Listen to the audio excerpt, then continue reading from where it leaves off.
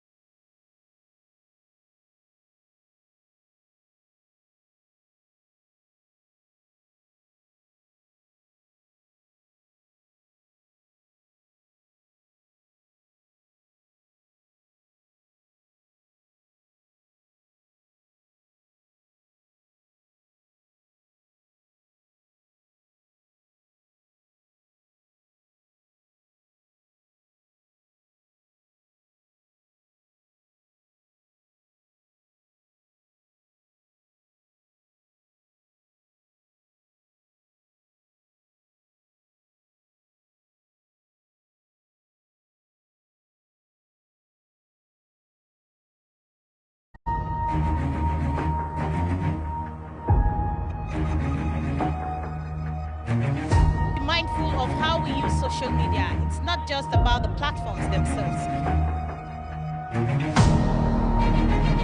To the preservation of the national unity and democratic stability. Water is life, water is an essential service that water serves to carry out the residents. Local communities are not only vital to the growth of society, but they also form the bedrock of humanitarian development.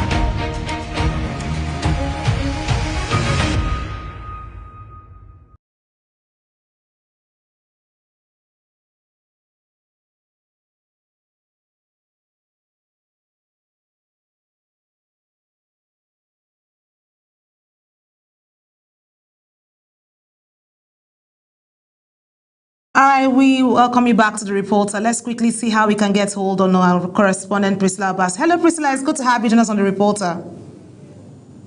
Good to have you too. Good evening. Okay, Priscilla, there's a whole lot that's happened in the long term after 16 years of failed negotiations and repeated strikes. What makes this new FG-ASUU agreement different, and can it finally guarantee industrial peace and academic calendar stability in Nigeria's public institutions?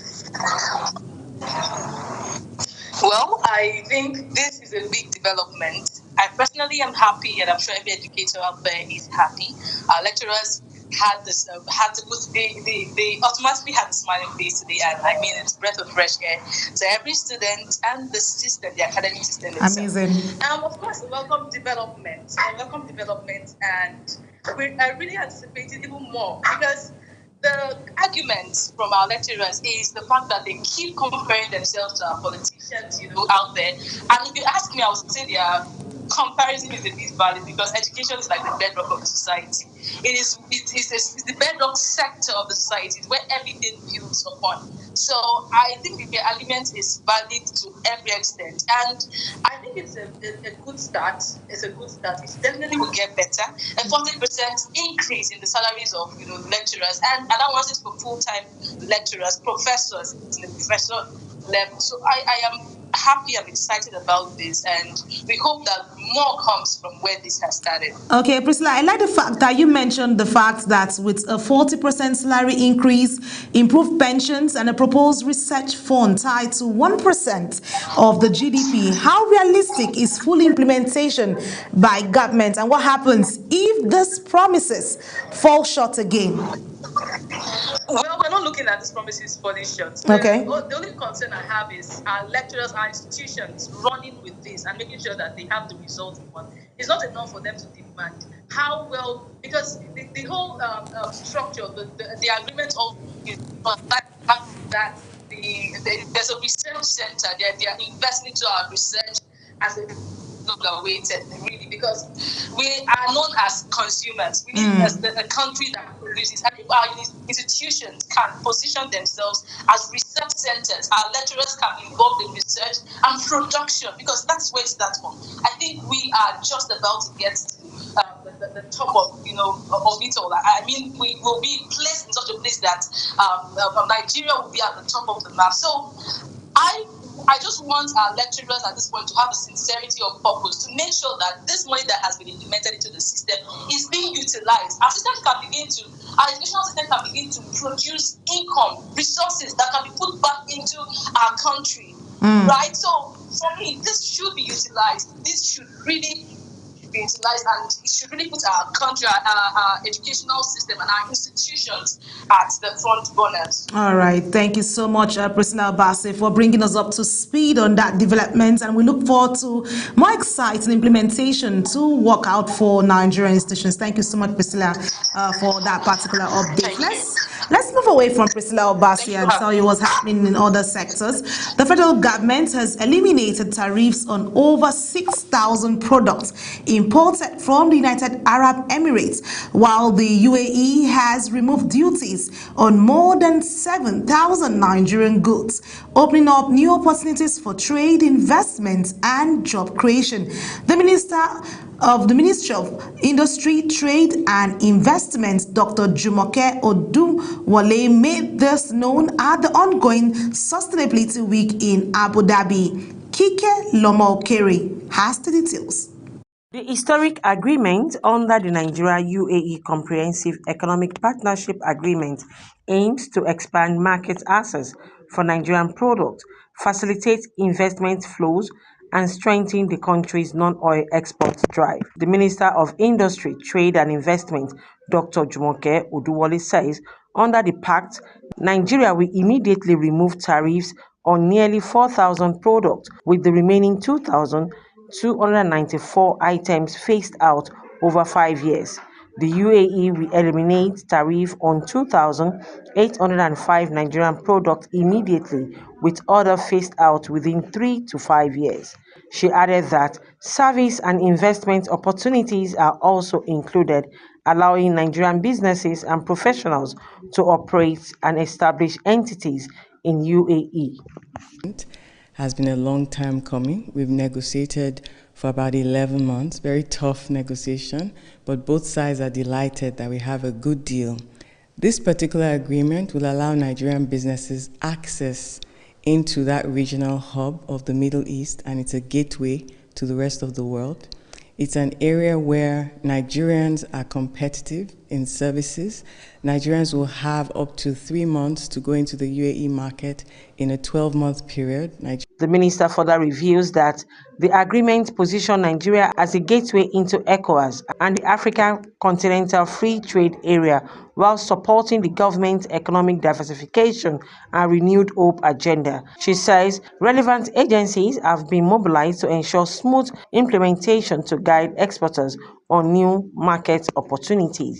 Cover, as they call it, an umbrella, has been long awaited by UAE businesses that want to move into Nigeria and into Africa. Nigeria is going to be used as a hub for businesses from this country to come into Africa to invest, to help us as we partner for our industrialization under the Renewed Hope agenda. With tariff removed on over 13,000 products, the CEPA is set to boost non-oil export, attract foreign investment, and create jobs, marking a significant step in Nigeria's drive for economic growth and stronger ties with the UAE. Kike Lomo-Okere, Global Television News.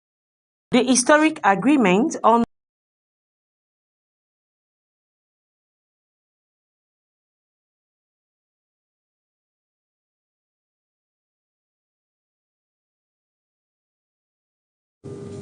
While we try to see how we can connect to Kike Lomo-Okere to join us and bring us up to speed with that and tell us latest development has happened at there where they have that. But let's quickly bring up that Nigeria is set to unlock up to $3 billion annually from the global carbon market as part of a broader push to mobilize climate finance and drive sustainable development.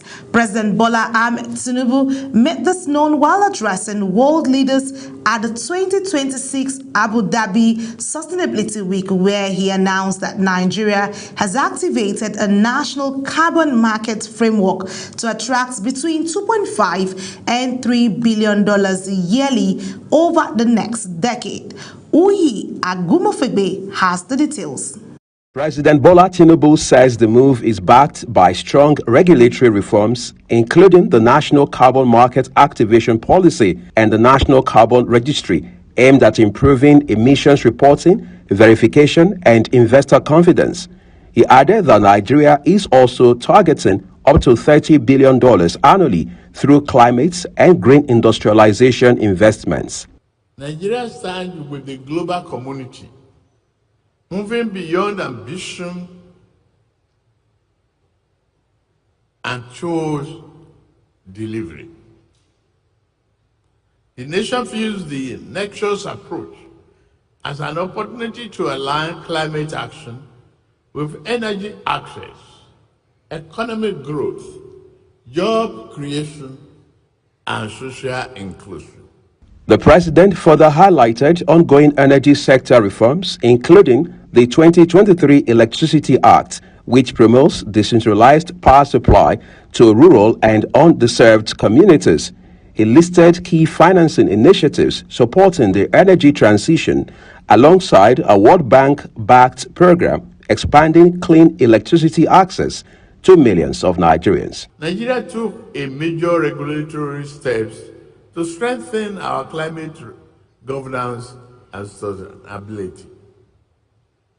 We adopted the National Carbon Market Activation Policy, NCMAP, and launched the National Carbon Registry to improve our measurement, reporting, and verification, MRV. The system and investor safeguards. As Nigeria pursues net zero emissions by 2060, the president called for stronger global partnerships in technology transfer and innovation, stressing that effective implementation of the carbon market will position the country as a major player in climate finance while delivering economic growth and inclusive energy access. Uyi Agumofegbe, reporting for Global TV.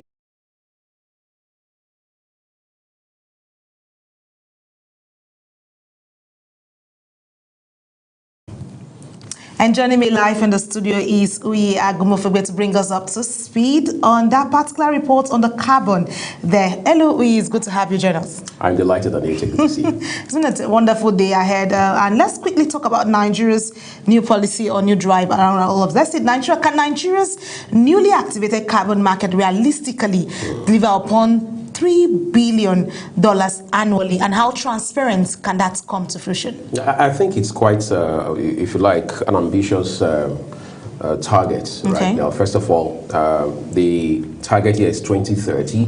Apart from, amongst many other things, the goal is to be able to hit $3 billion annual revenue. Then, of course, creates jobs between 2,500 and 3,000, every other year. So, which is quite a number of, if you like, goals to be achieved within the next 4 years, thereabout. But it's also a kind of endorsement of the fact that Nigeria is beginning to understand, like the rest of the world, how that we need to go green, how that the carbon market holds a lot of promise, and Nigeria doesn't want to miss out of the action. It wants to get a piece of the pie, as they say. And for President Bola Tinubu, there's no better way to accomplish that than to have a framework in place, which of course he has now approved and has said should be operationalized immediately. And if you come back home, you realize that structures are already being put on the ground to ensure that it's not just talk. You are seeing action, you're seeing measurable results, and you are also able to track progress as we move forward. Plus, this is not something we can accomplish all by ourselves. So in the next months, the months and years ahead, you're going to see Nigeria going into some sort of strategic alliance, or if you like, collaboration with other countries to be able to achieve this. And if you look at it holistically as well, you also now see that Nigeria is working towards a $1 trillion economy by 2030. You can't have that conversation, quite honestly, if you do not understand the elements that drive the carbon market. Okay, let's see, beyond the climate headlines, how will Nigeria push into the global carbon market transit into benefits for ordinary citizens? Because that's what the concern is. Right. Like you said, these are policies, let's look at fusion, let's look at futuristic plans for this. But how would this benefit the ordinary Nigerians looking at all of this coming to play in the market space? It means you're going to have to, I mean, the ministries themselves and agencies of governments in this regard, science and technology, will have to understand where we are heading going forward. So there has to be a lot of innovation, there has to be new thinking around this beyond politics, as we have always seen.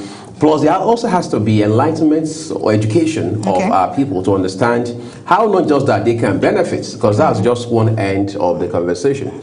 How can they also participate, add value, and get more value out of it? And all of that stuff's in front of the government. Plus, we also want to see a government that goes very intentionally into collaboration with the private sector. So you're going to see a lot of PPP initiatives being rolled out in the months and years ahead in this regard. All right, thank you so much, Oyi, for being a part of the report, as always, bringing us up to speed with information. Thank you so much.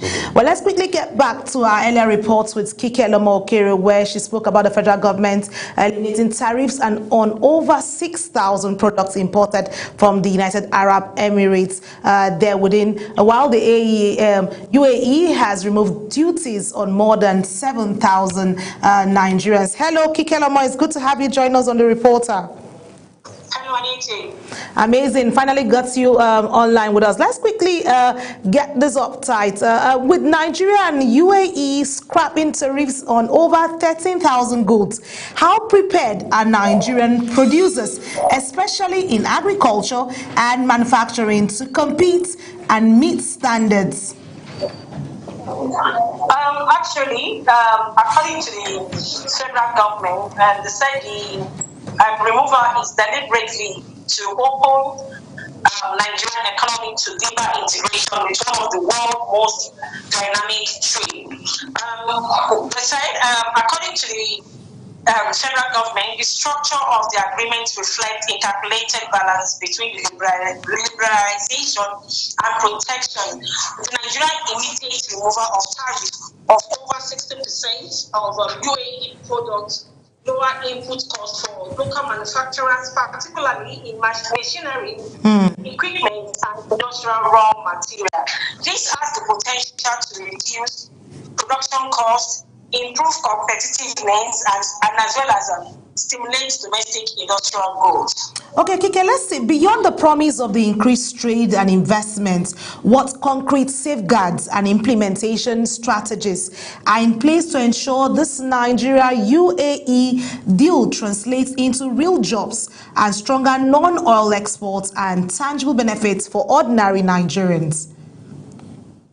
Actually, beyond the decisive component of the agreement is equally strategic by opening 99 service area to UAE participation and securing access to 100 service in the United Emirates. Nigeria, this will help Nigeria to create room for its professionals, entrepreneurs, and service providers to operate in sectors such as business service, logistics, ICT, as well as finance. This mobility could also translate into skill transfer, remittance, partnership, as well as stronger Nigerian corporate presence in the Gulf region.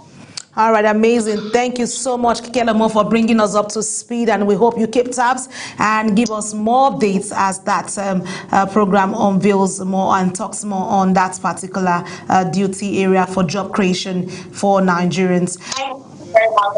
Amazing. Well, that's it, and that's the size of the program. Thank you so much for staying with us on the reporter. A quick reminder that Global Television is on DSTV channel 365 and Star Times channel 276. To stay connected, kindly follow us across all our social media platforms now showing on your screen using @Global TV NG. Until the next time, I am Aniti Patrick. Thank you for watching.